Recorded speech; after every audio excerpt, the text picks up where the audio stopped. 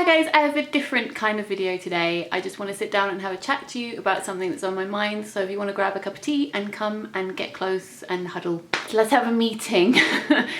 I really kind of don't want to make this video, but I do at the same time. And if I look tired, it's because I'm tired, because I've spent the whole night stressing about making this video. So I'm making it and I'm putting it out into the world, and hopefully that will in some way make me feel a bit better. I got an email a couple of days ago from a television production company asking if I would come and be on one of their shows, and they said that this show was educational and informative and was very considerate, and that it aimed to promote awareness of disability and deformity. Their actual words were that they make documentaries and specialist factual programs. So I received this email. They said that they knew that I had ectrodactyly and that they would like to talk to me. I'm aware that some people might be finding this video not knowing who I am. So hi, my name is Jen. I am an author. I'm also a booktuber. I have ectrodactyly, which is part of EEC syndrome. It affects my hair, my hands, my eyes, my kidneys, lots of things. The main thing noticeable to humankind being that I have strange hands, and I have alopecia, and I have some other things as well. So yes, they had said that they knew that I had ectrodactyly and they wanted to talk to me about this program. And you guys know that I'm really passionate about representation in the media and the importance of having visibility, of seeing people who are not the default. So people in the LGBT community, people from all different backgrounds, races, classes, etc., including people who have deformities and disabilities. I think it's really important that what we see in the media is reflective of our society and is inclusive and non-patronising and educational. And I think that all of those things are fantastic. So I replied saying, yes, please do tell me more about this television show that you are doing. I am interested. So they replied saying, oh great, yes, okay, it's a dating show where we film people who have deformities and disabilities going on dates. I am not going to name the TV production company here or the television show, but I'm sure that you guys can work out. There are only so many shows like this out there. And I'm sure you know the kind of show that I'm talking about, the kind of, you know, feel-good show, we're all humans together, but kind of comes at it from an angle that allows people to mock, alienate, and patronise. That's what it is. I went on their website and I found the title of the show that she was talking about, and it was a show that I'm familiar with because it burns anger into my soul. And I replied to her saying, is this the television show that you're talking about? Because she had not mentioned the title of the show. And the reason she hadn't mentioned the title of the show and was avoiding it is because the title of the show is very offensive, but it relies on it being a question as opposed to a statement to imply, oh, we're not really being offensive because we're asking this question. We're not just saying it. Do you guys remember Sex and the City? Do you remember Sex and the City? Okay, do you remember the episode of Sex and the City where Carrie is asked if she'll go and do an interview for this feature they're doing called 40 and Fabulous? And she's like, oh my God, that sounds amazing. Yes, I'll go do that. I will show that I am fabulous as a 40-year-old single woman. Yes, I will. And then she goes along, she has a photo taken and it's printed, and they chose a terrible photo of her, and the title of the article is 40 and Fabulous ? And she goes around all day going, no one told me about the question mark. Well, it's kind of like that, but the other way around. So yes, I asked this production company if this is the title of the show that they were referring to, and I received what I thought was quite a patronising email back saying, yes it is, it's amazing that you've heard of us. I don't think it's amazing. When you're part of a minority group, you're quite acutely aware of larger groups that do things that you find patronising and insulting. So I was cross and upset, and I was cross for many different reasons. One, because the show exists, which I'll get onto more in a second. Two, because of the way that they approach, and they cover their asses so well. They claim to be wanting to support individuals and to listen to their stories, okay? That's what they say. They want to listen to you, but they're not listening. They might do that later on down the line, but they're not listening to me right now. They found me online. I'm everywhere. I'm hugging the internet. You can find me in various places, including here, which is how they found me. They knew that I had ectrodactyly. That was the only thing about me that they gave a shit about, because if they had clicked anywhere, they would have found these videos where I talk about the importance of representation and would have figured this show is something that I hate. They could have clicked on my Instagram too and found that I am in a relationship. Now, that's kind of beside the point, okay? Whether I'm single or not is besides the point. I would not want to go onto their dating show. but the assumption was there. Not once in their emails to me did they ask if I was single. No one needs to be in a relationship to validate themselves or to have society validate them, though their show kind of does rely on that assumption a little bit. And for them not to ask me if I'm single, just see me as a person with a deformity and kind of assume that I'm single seems to be what they were doing. That I have problems. I have problems with that. I also write a lot about deformity and fairy tale. I do extracts, I read work on my channel. It would have been very easy to find that if they were interested in who I was as a person. The recent poetry collection that I've finished writing is called The Girl Aquarium. That is about fairy tale and deformity. The title poem, The Girl Aquarium, is about a girl aquarium where lots of tanks around the building are filled with different body parts. Shows like this, they silence people. They don't want to raise their voices. They just want to silence the people who don't agree with them, because people like me who have a deformity, who disagree with what they're doing, don't get heard in their show. Then they can stand behind the people who do say yes and say it's okay because these people said so. My voice and other people like me get silenced, apart from in this video here and on this channel, where I can say what I want, where I'm not edited by other people, or where I'm not having questions that are leading me to certain answers or certain things that they wish me to discuss. I can talk to you guys, I can say what I feel needs said, and you can either listen or not, and you can either agree with me or not, and that's totally cool. And I think that's why actually I got so upset by it, because being part of YouTube and watching videos, and not everyone on YouTube is perfect, and not everyone's making great content, just like not all TV is bad or anything. I mean, I'm not saying they're polar opposites, but being on YouTube where people control their own content is quite interesting, and you get to listen to people's stories and voices the way they intend you to hear them. I've kind of alienated myself from a lot of those kind of documentaries like, oh, here's the Elephant Man, who's all of this stuff, which rely on taking bits of society and just for massive shock value.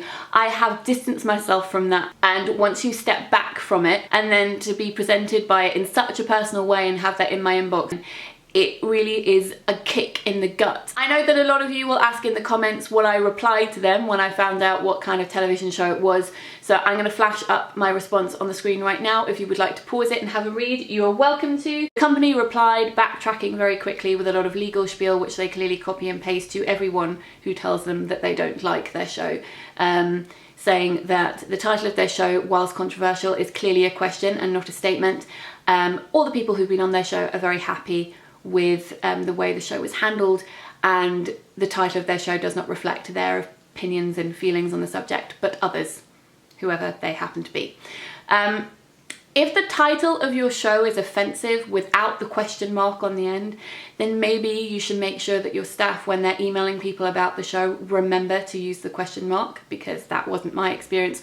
Also, in the age of social media, where actually you're using a marketing campaign to pitch your show across Twitter, etc., and you start hashtags with the title of your show, and that question mark therefore disappears because you can't have punctuation and hashtags, maybe you should think about what kind of image that shows to. Now, the production company and other people may say that the show is handled quite sensitively, this dating show where people with deformities and disabilities go on dates and try and find love.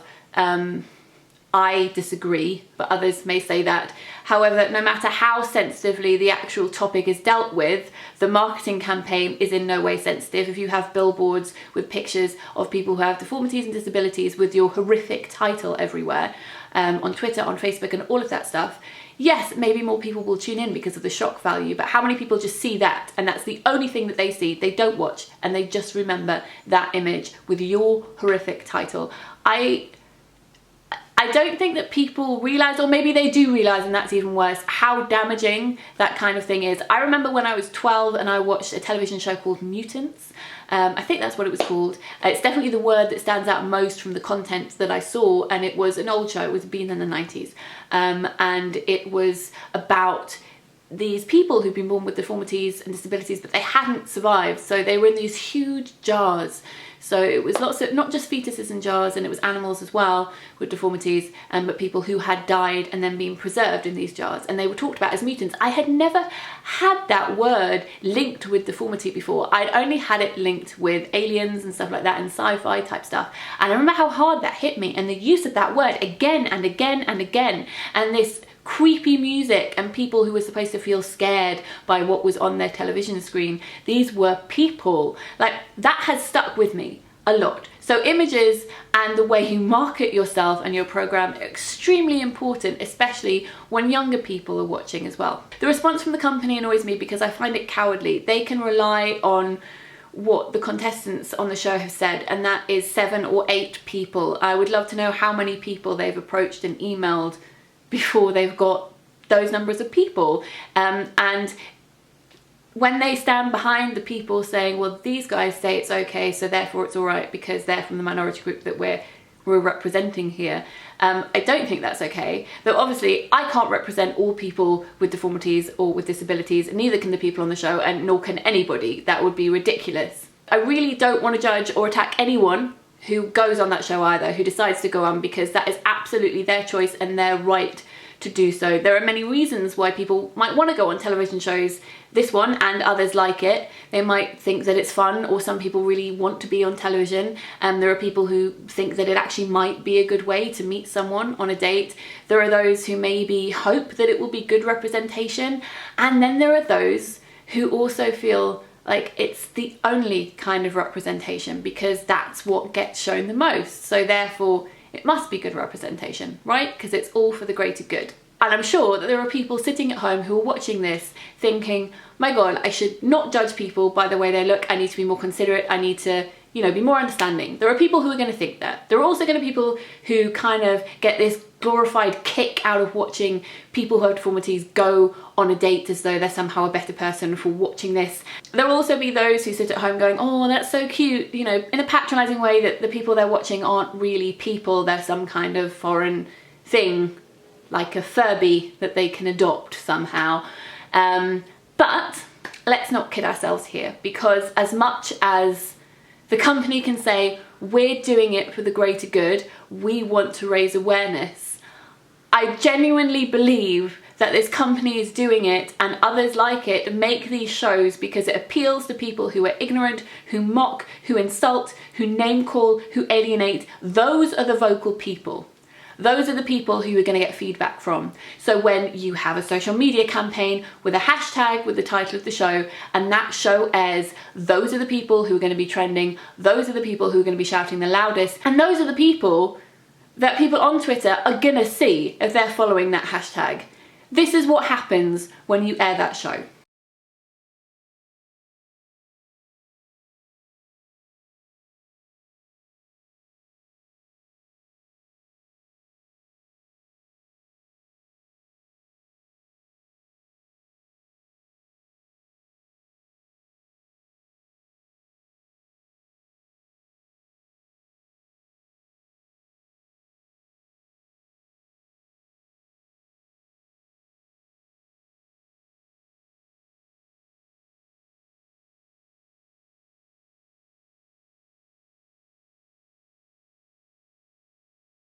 And then when that happens, this TV company and other companies like it can throw up their hands and say, oh my goodness, look how many ignorant people there are in the world. We must do more shows like this so that we can stop the world being such an ignorant place. Because isn't society awful? Aren't people terrible? Heaven forbid that people from minority groups actually get to tell their stories without any gimmicks involved. That a show actually educates and doesn't say, look, can we make you look quite bad so that you can then go and look better later, but not too much better because we don't want you to look normal. And then you get people watching the show who go, oh my God, this guy, he's too normal looking. He's not ugly enough. He shouldn't be on this show. Like there's some kind of acceptable level of ugly. And then there are those who are well-intentioned, but who say things like, oh my God, all of these people are beautiful, as though everyone or everything needs to be beautiful to be valid. Media feeds itself. It is this circle, this really, really vicious circle. Let's put people down and shame them and then tell them we've got a product that can fix that, or a show that can fix that, and lift them up again, then target something else about them and then bring them down. Beauty is everywhere, shame is everywhere, and yet you're told no. Don't judge someone by the way they look. P.S. Have you tried this new diet? Can you fit into these jeans? Did you know that you can get a facelift from your fridge? Oh my God, what is she wearing on holiday? How disgusting, how gross, how awful. P.S. Can you please try this face cream? Society functions better for defaults and for capitalism when the same people remain in the driving seat. I am sick and tired of media claiming to want to save people who have been affected and damaged by the exact same media that claim to want to save them. I'm exhausted by platforms that are made up entirely not of the target group that they are trying to represent and are trying to speak for that group. And I'm annoyed that they have got to me, because when I replied to their email yesterday, I felt quite empowered, but then I was angry and I was upset. They stole my day and they stole my sleep, and they crept into my inbox under the pretense of wanting to have good representation and making factual documentaries, but really they were trying to manipulate me. And it worked for that moment when I was excited that maybe they were going to be doing something good. And in my mind, my opinion, I don't think that this program does the best that it could. It's representation, but it's not the kind of representation that I think we need. I have had times in my career as a writer where people have tried to market or sell my books based on me having ectrodactyly. Books that have nothing to do with ectrodactyly. I'm very happy to talk about it when it's relevant, but when it's not and it's used against my will or without my suggestion as some kind of weird tactic, it's not okay. And I remember when this happened, so I called my agent and I said, look, this is happening and they want me to do these things and I'm not really sure, is this how it works? And he went very silent and said, I will call you back. And then he called the company and gave them an earful and called me back and said, right, you won't be doing that. So thank you. But my point is that often companies know that you're alone, especially in self-employed places. And I'm not saying that they always come from a bad place, but they can coax you into feeling that it's for the greater good, but really they have this agenda. And that's what I feel this show does. It targets people who have this vulnerable thing about them as well. I'm not saying that my deformity is a weak thing, that's not what I'm saying, but it obviously, because of society, means I've been treated in a certain way. And if they can tap into things like that with people, they know what they're doing and they're trying to get you to agree to things thinking that you're going to be doing some good. And as I said, I'm not saying that it's all bad, but there are better things that we can do. And that's to do with representation that is focusing educationally and sensitively on topics to educate people about certain things, but also just general representation where someone is there not because they have X, Y, or Z, but because they're just there and they're part of the story. And a lot of people say to me, well, okay, maybe it's not great representation, but it's better than no representation and it'll get you places later.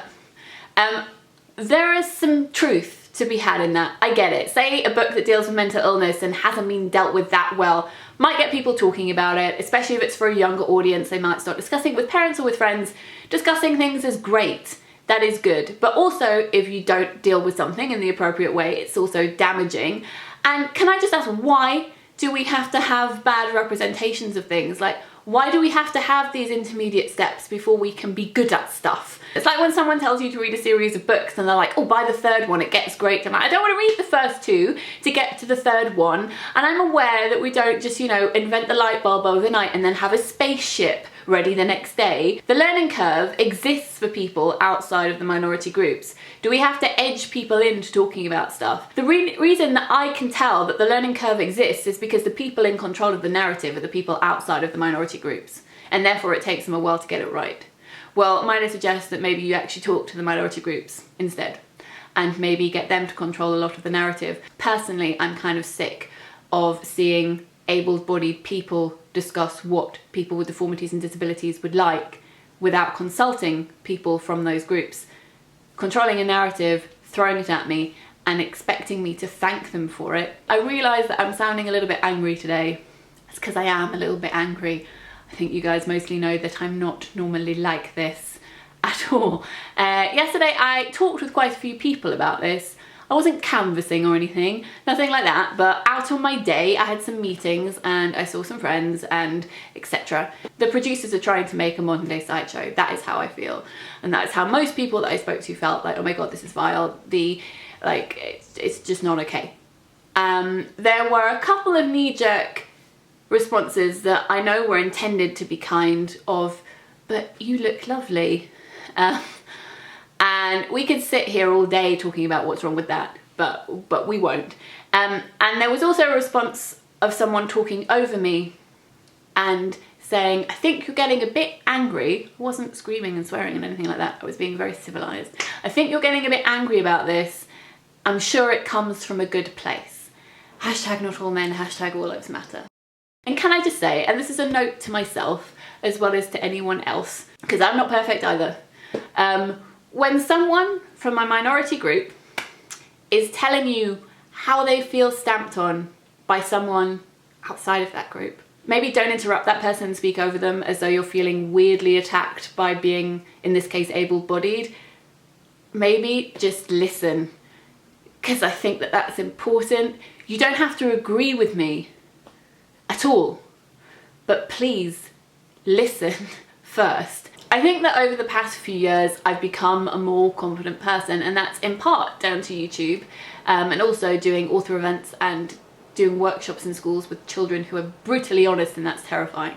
But there was a time when I used to just accept crap from people, from rude people who were on the street or in the bookshop that I worked at, or teachers, people who used to put me down for the way that I looked. I used to think, oh, well, they don't really know what they're doing. It's not really their fault. I suppose I better be nicer because I want to set a good example so that maybe they will be more comfortable with how I look if I'm nicer to them.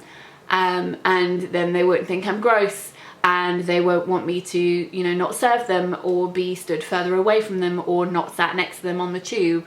And I am really upset on behalf of little me, who used to deal with that stuff. And used to just take it and not say anything and go, oh, this is my job, this is what I'm supposed to do. Like I'm some kind of sin eater or something, and I'm just eating up the world's stuff. And I'm like, okay, right, I'll swallow it. I'll be a good little girl, I'll be quiet, and I'll smile nicely, and then people will like me. And I'm really upset for other people out there who still feel that way, and for people who I feel will continue to feel this way whilst representation and marketing around minority groups remains the way it is. I would never claim to speak out on behalf of everyone who has a deformity or a disability, because that would be ridiculous and offensive, and I would never claim to speak out on behalf of other minority groups either. I can only speak on behalf of myself, and I just wanted to talk to you about how I felt yesterday, which was shit, and angry and upset at the situation that I found myself in, and that others undoubtedly find themselves in too. And I thought that it was necessary to make a video about it. I think sometimes society kids itself that we've come leaps and bounds and we're all great now. And we're not. We have come far, I know. I don't think that the progress that we've made excuses this kind of behaviour, because it wouldn't be complete without some kind of book recommendation from me. I recommend this book here, which is called Spectacle of Deformity, Freak Shows and Modern British Culture, which I'll link down below. You can read it if you want and judge how far we've come. I think we've still got a long way to go, and I think that we deserve much, much better too. I'd love to speak to you guys about this in the comments. Please be kind to each other in the comments. If anyone would like to email me instead, because I imagine that this will bring up a lot of things that may be quite sensitive and things that people want to discuss that they don't want online, you're very welcome to email me. My email address is always in the video description down below. I will see you soon for a video that is more bookish. Lots of love.